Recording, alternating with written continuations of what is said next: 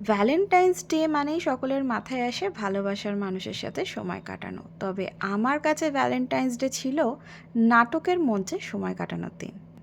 14th ফেব্রুয়ারি উত্তরপাড়া গণভবনে আমাদের নতুন নাটক বনসাইয়ের ফার্স্ট ডেট ছিল। চাকি পিসিং এন্ড পিসিং, চাকি পিসিং এন্ড পিসিং, চাকি পিসিং। ভিডিওটা দিস। অভিনেতা হওয়া কিন্তু সহজ নয়, বিশেষত নাটক। এখানে সেটা আমাদের বানাতে হয়, অভিনয় আমাদের করতে হয়, চাকরি পিসিং করতে হয়। এটা আমাদের ডিরেক্টর চাকরি পিসিং করছে। ওই যে তলায় ওই যে কার্টেন উঠছে, ব্যাক কার্টেনে উঠছে, ওখানে আমাদের সেটের জিনিস লাগানো আছে। যখন আমাদের নাটক শুরু হবে আমার নামানো হবে।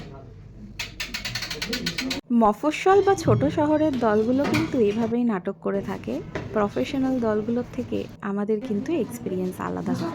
আমরা এখানে নিজেরাই সব করি, কিন্তু এই কষ্টের মধ্যে থাকে বিশাল আনন্দ। এই ছিল আমার সেদিনকার ড্রেস আপ। গ্রিন রুমের দরজা খুললেই দেখতে পাওয়া যাচ্ছে অন্য দলের নাটক চলছে।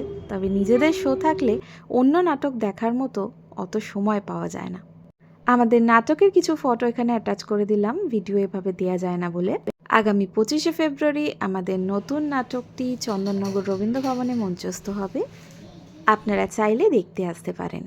এখন আমাদের পরপর শো চলতেই থাকবে, নতুন আপডেট দিতেই থাকবো, চ্যানেলটার পাশে থাকবেন।